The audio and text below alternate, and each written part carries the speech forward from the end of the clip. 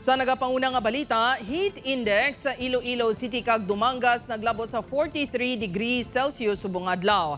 Posible magsaka pagid buwas. Si John Sala nakatutok live sa Diversion Road, Mandurriao, Iloilo City. John?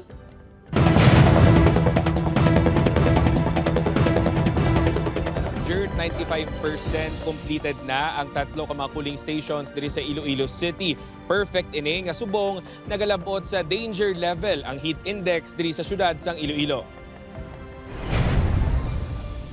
Bisan sa sulod sang ilabalay, daw hindi gin magwantahan na day love ang tuman ka pa nga tiyempo. Gani timing nga nakita nila ang nagabaligya sang ice cream.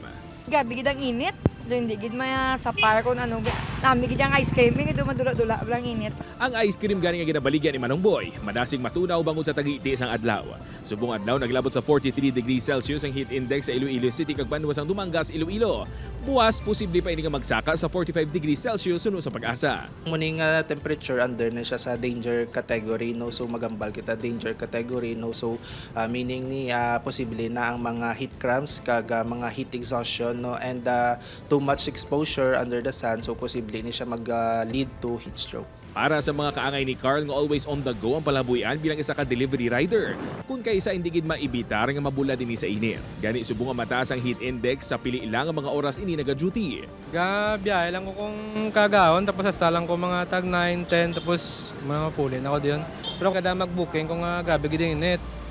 Payuway kami sir sa may mga silong sa mga building nga magyan namon sir. Panugyan sang Pag-asa likawan gid ang magpatial sa init, ilabi na ang mga may balatian kag senior citizen.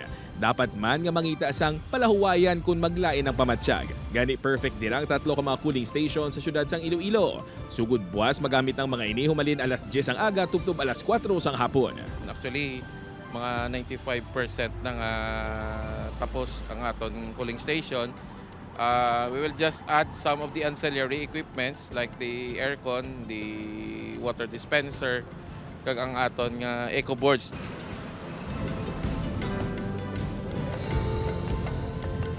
Dirt, hasta lang 4 p.m. ang duty sa mga personnel nga nakadeploy sa mga cooling stations. Gani, after 4 p.m. no, sa gabi, hasta sa kagahon, magadeploy sang mga personnel sang Public Safety Office ang Iloilo City Government. Agod masiguro man nga hindi ma-vandalize o kung hindi magkalaguba ang mga gamit sa sulod sa mga cooling stations.